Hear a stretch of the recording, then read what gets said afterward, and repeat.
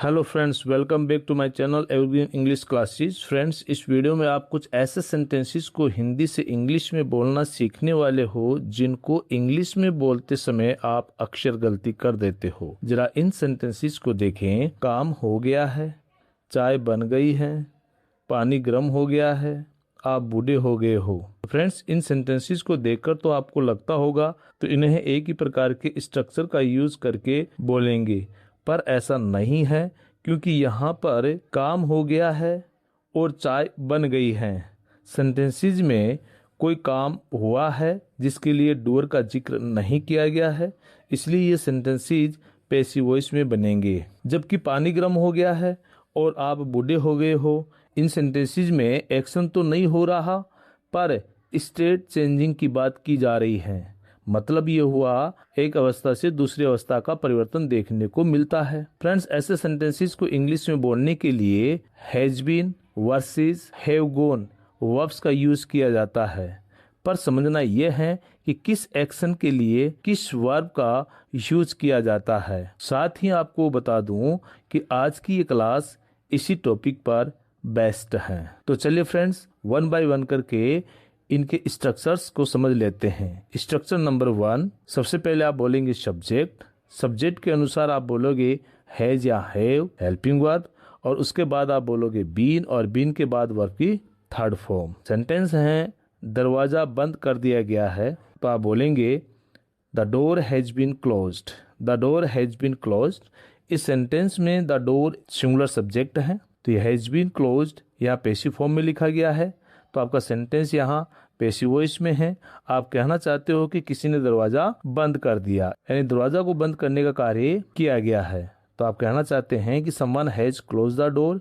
और जब इस प्रकार से आप बोलते हैं तो आपका सेंटेंस होता है एक्टिव वॉइस का, और एक्टिव वॉइस के सेंटेंस में आप सब्जेक्ट का जिक्र कर रहे होते हैं। तो फ्रेंड्स, चलिए थोड़ा एक्टिव वॉइस और पैसिव वॉइस के बारे में समझ लेते हैं। एक्टिव वॉइस, एक्टिव वॉइस का मतलब है कि जब आप डूअर यानी कि काम करने वाले पर फोकस करें तो आपका सेंटेंस एक्टिव वॉइस का होता है। जैसे राज टोट मी, तो आपका सेंटेंस में राज सब्जेक्ट है, टोट वर्ब है और मी ऑब्जेक्ट है। तो यहाँ राज ने कोई काम किया, उस पर फोकस किया जा रहा है। जबकि हम पैसिव वॉइस की अगर बात करें तो पैसिव वॉइस का मतलब है कि जब आपका फोकस डूअर यानी काम करने वाले पर न होकर किसी काम या रिजल्ट पर हो। जैसे मुझे पढ़ाया गया, तो इस सेंटेंस में आप बोलेंगे आई वॉज टॉट। तो यहाँ पढ़ाने पर जोर दिया गया है, फोकस किया गया है, न कि आई पर दिया गया है। तो चलिए इस स्ट्रक्चर पे बेस्ड कुछ सेंटेंसेस और देख लेते हैं। काम पूरा कर दिया गया है, तो आप बोलेंगे the work has been completed. The work has been completed. पैसे भेज दिए गए हैं, तो आप बोलेंगे the money has been sent. The money has been sent. Email भेज दी गई है, तो आप बोलोगे the email has been sent.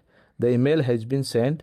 कपड़े आयरन कर दिए गए हैं, तो आप बोलेंगे the clothes have been iron. The clothes have been iron.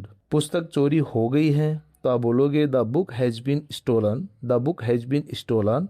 पेड़ को काट दिया गया है, तो आप बोलेंगे the tree has been cut. The tree has been cut. चोर को पकड़ लिया गया है, तो आप बोलेंगे the thief has been caught. The thief has been caught. खाना पक गया है, तो आप बोलोगे the food has been cooked.